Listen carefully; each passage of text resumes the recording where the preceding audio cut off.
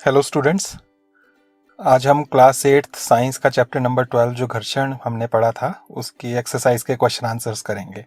तो अगर आपने वो वीडियो नहीं देखी है जिसमें मैंने आपको ये चैप्टर समझाया था तो यहाँ टॉप राइट कॉर्नर पे आई बटन है। जब आप इस पर क्लिक करेंगे तो आप उस वीडियो को देख सकते हैं। तो चलिए अभी क्वेश्चन आंसर स्टार्ट करते हैं। यहाँ पर फर्स्ट क्वेश्चन है, रिक्त स्थानों की पूर्ति कीजिए। तो ब्लैंक्स हैं, खाली स्थान है, उनको भरना है आपने। फर्स्ट है यहाँ क, घर्षण एक दूसरे के संपर्क में रखी दो वस्तुओं के बीच डैश का विरोध करता है। तो घर्षण जो है दो वस्तुओं के संपर्क की वजह से ही होता है, ये तो आप जानते हैं। तो उन दोनों वस्तुओं की किस चीज का विरोध करता है वो? तो इसका आंसर होगा गति। दोनों की एक दूसरे के बीच जो गति होती है उसका विरोध करता है, ये उनको रोकने की कोशिश करता है। ख है, घर्षण पृष्ठों के डैश पर निर्भर करता है। घर्षण जो दो वस्तुओं के बीच लग रहा है उनकी सतह के किस पर निर्भर करता है? तो वो सतह के प्रकार पर निर्भर करता है कि किस प्रकार की सतह है वो। अगर ज़्यादा प्लेन है, स्मूथ है तो उसमें घर्षण कम होगा। खुरदुरी है, रफ है तो उसमें घर्षण ज़्यादा होगा। ग है, घर्षण से डैश उत्पन्न होती है। घर्षण से क्या उत्पन्न होती है? आप अपने हाथों को ही रगड़ कर देख सकते हैं। जब आप रगड़ेंगे घर्षण होगा तो उससे गर्मी पैदा होती है, ऊष्मा। तो यहाँ पर आ जाएगा ऊष्मा उत्पन्न होती है। घ है, कैरम बोर्ड पर पाउडर छिड़कने से घर्षण डैश हो जाता है। तो कैरम बोर्ड पर जब आप पाउडर छिड़कते हैं तो उसमें जो कॉइन्स होते हैं कैरम के, गिट्टियाँ, वो आसानी से फिसल कर आगे जाती हैं, यानी कि घर्षण कम हो जाता है। तो वही आपने लिखना है, घर्षण कम हो जाता है। लास्ट है, सर्पी घर्षण स्थैतिक घर्षण से डैश होता है।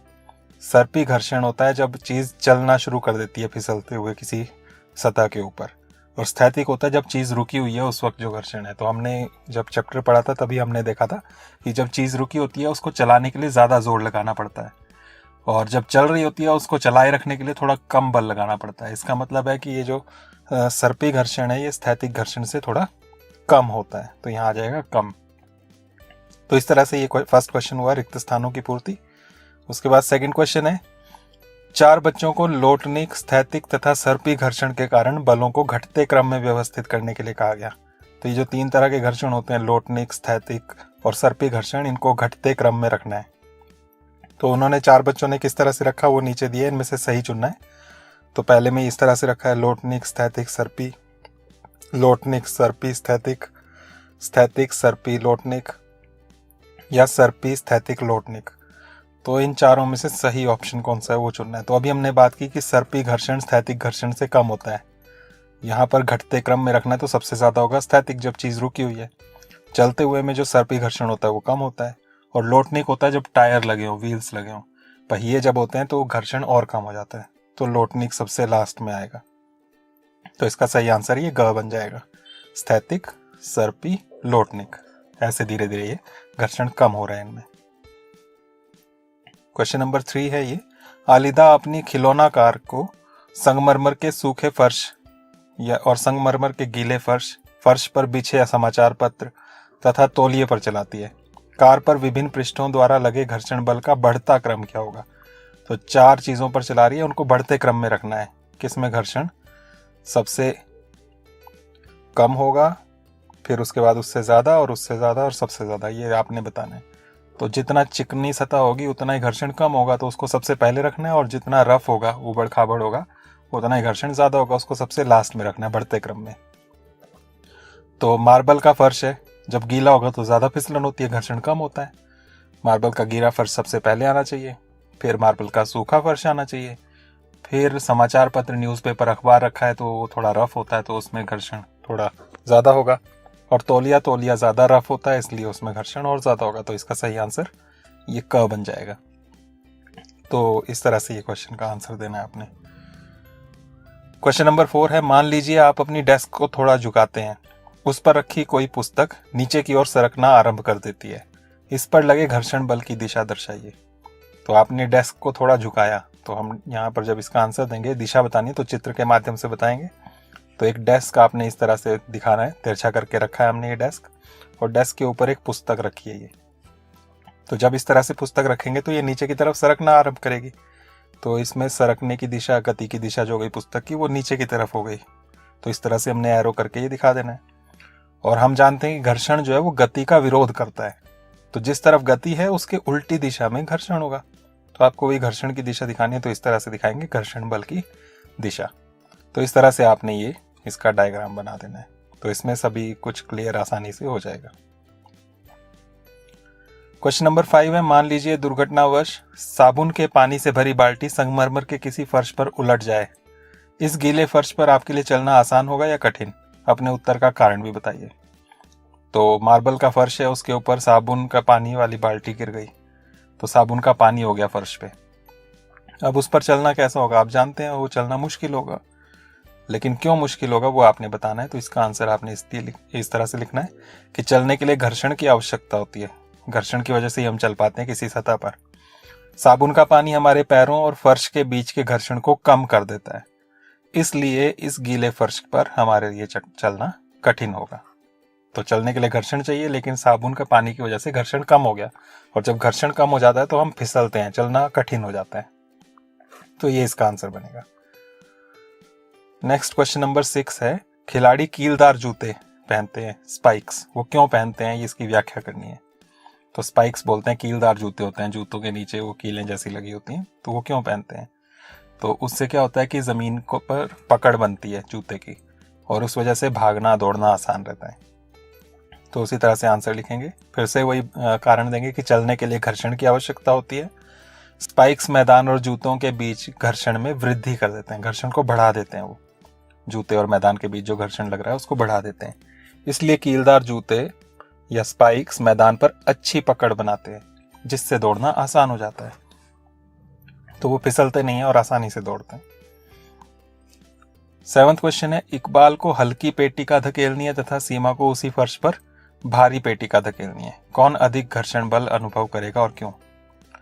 तो इकबाल है, उसको हल्की पेटी का मतलब एक पेटी है, एक बॉक्स है, तो इकबाल को हल्का बॉक्स धकेलना है और सीमा को उसी फर्श पर भारी बॉक्स धकेलना है। तो किस में अधिक घर्षण बल महसूस होगा? तो आप जानते हैं भारी होगा तो उसको धकेलना ज्यादा मुश्किल है, तो वजन के हिसाब से है ये। तो आंसर में भी ये लिखेंगे, वस्तु का भार बढ़ने पर घर्षण बल भी बढ़ जाता है, इसलिए सीमा अधिक घर्षण बल अनुभव करेगी क्योंकि उसकी पेटी का भारी है या उसे भारी पेटी का धकेलनी है।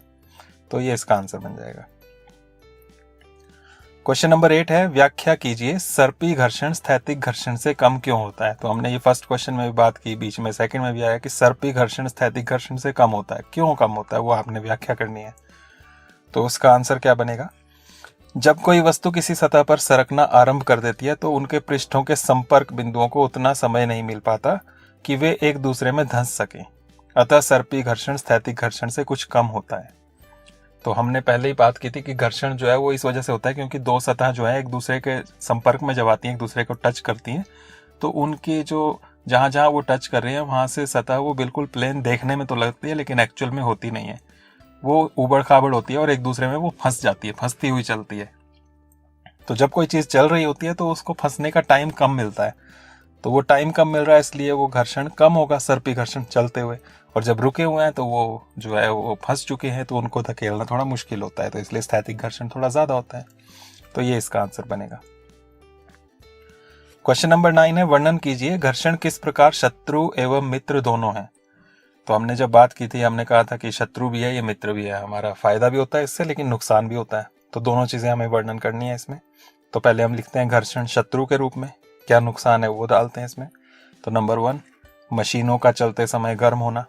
कोई भी मशीन है जब चलती रहती है तो वो गर्म हो जाती है, गाड़ी है, बाइक है, साइकिल है, चलाते चलाते गर्म हो जाती है। कोई और मशीन है, पंखा है आपके घर में, मिक्सी है, उसको जब चलाते हैं चलाने के बाद वो गर्म हो जाती है। तो अगर उसको लगातार चलाए रखें तो वो गर्म होने के कारण ख़राब भी हो सकती हैं। तो ये इसमें प्रॉब्लम है कि चलते चलते गर्म होती रहती है वो। तो ये घर्षण जो है इस यहाँ पर हमारे लिए नुकसानदायक है। नंबर 2 है जूतों के तलवे व गाड़ी के पहियों का घिसना। जूते भी हम यूज़ करते रहते हैं, गाड़ी के पहिए हैं वो घिस जाते हैं क्योंकि घर्षण है सतहों के बीच, तो उस घर्षण की वजह से घिस जाते हैं, पुराने हो जाते हैं। घर्षण नहीं होता तो वो घिसते नहीं, नए के नए रहते हैं। तो ये हमने पॉइंट्स दिए घर्षण शत्रु के रूप में। इसके बाद हमने देने हैं घर्षण मित्र के रूप में जो है वो कैसे है। तो इसमें नंबर 1 आ गया, घर्षण चलने में सहायक है। घर्षण है तभी हम चल पाते हैं, घर्षण नहीं होता तो हम फिसल जाते, तो हम चल ही नहीं पाते, तो चलने में सहायक है, इसलिए ये मित्र भी है। नंबर 2, घर्षण किसी सतह पर लिखने में सहायक है। हम जो कागज पर पेन से लिखते हैं तो इसी वजह से लिख पाते हैं क्योंकि घर्षण है। अगर आप कागज पर तेल लगा दो उसके बाद पेन से लिख कर देखो तो आप देखोगे कि लिख नहीं पा रहे हो, क्योंकि घर्षण कम हो गया तेल की वजह से, उसमें फिसलन आ गई। चौक से लिखते हैं बोर्ड पर तो वो भी इसी वजह से, क्योंकि घर्षण है। तो घर्षण लिखने के लिए सहायक होता है। नंबर 3 है घर्षण कील को दीवार पर ठोकने में सहायक है। घर्षण की वजह से हम दीवार पे कील ठोक पाते हैं, दीवार पर कील अंदर चली जाती है। अगर घर्षण नहीं होता तो वो फिसल जाती है, अंदर नहीं जाती। नेक्स्ट है घर्षण माचिस की तीली को जलाने में सहायक है। माचिस की तीली भी हम माचिस की डिबिया पर रगड़ते हैं, उससे ऊष्मा पैदा होती है, तभी वो माचिस की तीली जलती है। अगर वो नहीं होता घर्षण तो फिर ये माचिस की तीली भी नहीं जलती। तो इस तरह से मित्र के रूप में भी ये सहायक है। तो यहाँ पर ये पॉइंट्स हमने दिए कि घर्षण शत्रु के रूप में किस तरह से हमारे लिए नुकसान करता है और मित्र के रूप में कैसे हमारी सहायता करता है। तो इस तरह से आपने इसका आंसर देना है। नेक्स्ट है क्वेश्चन नंबर 10 है ये, वर्णन कीजिए तरल में गति करने वाली वस्तुओं की आकृति विशेष प्रकार की क्यों बनाते हैं। तरल में गति करने वाली जो वस्तु होती है उनकी आकृति विशेष प्रकार की बनाते हैं, वो क्यों बनाते हैं। तो आंसर इसका ये होगा, जब वस्तुएं किसी तरल में गति करती हैं तो उन्हें उन पर लगे घर्षण बल पर पार पाना होता है। इस प्रक्रिया में उनकी ऊर्जा का क्षय होता है, अतः घर्षण को कम से कम करने के लिए तरल में गति करने वाली वस्तुओं की आकृति विशेष प्रकार की बनाई जाती है। तो हो क्या रहा है, तरल का मतलब है गैसें भी और द्रव भी। तो लिक्विड और गैसें दोनों जो हैं पानी में चलने वाली हों, चाहे जैसे पानी के जहाज, नाव, या हवा जो गैसों में चलने वाले हैं जैसे हेलीकॉप्टर, हवाई जहाज, रॉकेट, तो उनकी शेप जो है वो आगे से नुकीली बनाई जाती है। वो इसलिए ताकि उनके जो तरल के और उनके बीच जो घर्षण है वो कम से कम हो पाए, क्योंकि घर्षण ज़्यादा होगा तो ऊर्जा ज़्यादा खत्म होगी उनकी। तो वही चलने के लिए उनको घर्षण पर पार पाना होता है, घर्षण से ज़्यादा बल लगाना पड़ता है, तो उससे में ऊर्जा ज़्यादा लगती है। अगर घर्षण कम रहेगा तो ऊर्जा कम लगेगी। तो इसलिए वो विशेष प्रकार की आकृति बनाते हैं ताकि घर्षण कम हो और ऊर्जा कम खत्म हो। तो ये इसका आंसर बनेगा। यहीं पर ये इस एक्सरसाइज के क्वेश्चन आंसर्स खत्म होते हैं। Thank you. अगर आपको ये समझ में आ गए हो तो इनको फिर नोटबुक में नोट कर सकते हैं, और लाइक, शेयर और सब्सक्राइब करना ना भूलें। नेक्स्ट वीडियो में हम नेक्स्ट चैप्टर की बात करेंगे, और तब तक के लिए थैंक यू। नेक्स्ट वीडियो में मिलते हैं।